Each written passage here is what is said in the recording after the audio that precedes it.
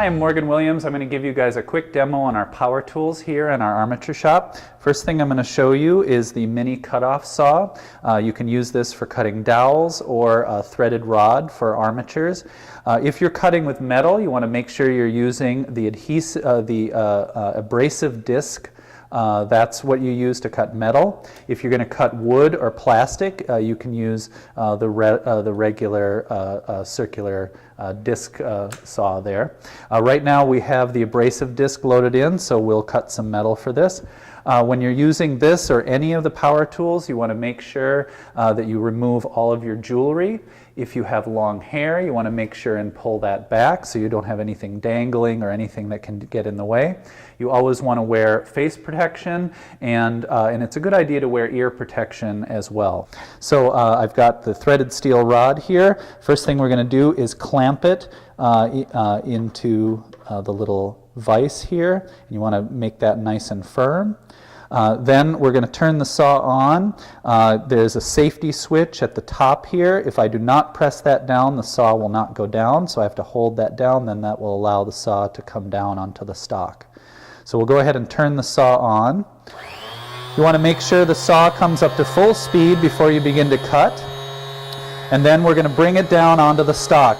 Now you're don't want to force this. You want to go let the saw do the work.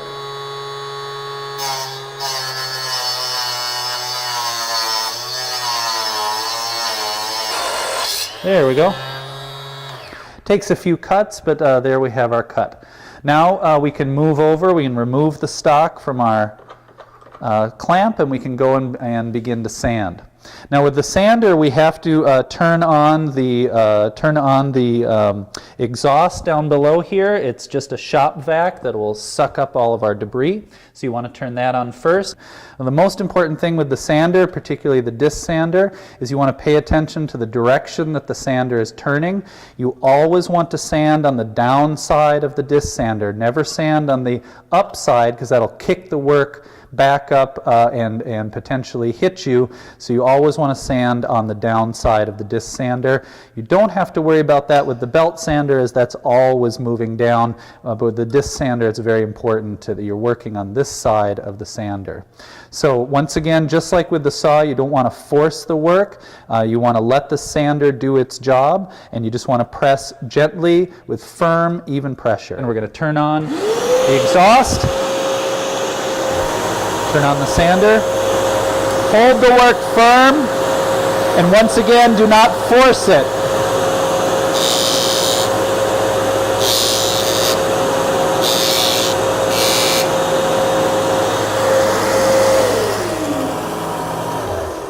And there we have it. Once again, you want to keep your fingers away, try to keep back, don't force it, just gently place it next to that sander and let the sander do the work. Once you're finished with your cutting and your sanding, you always want to make sure and clean up the station after you've done your work. Remove any extra stock, either take it with you or throw that away. Make sure that you brush away any debris that you've left behind. We have brushes and the dustpan here in the shop for that purpose. Make sure and get that all cleaned up. The sander, generally most of the debris will be sucked up by the machine, but you're always going to have a little bit left on the table. Make sure you clean that up as well and just keep the area neat. So make sure and be safe, and good luck with your work.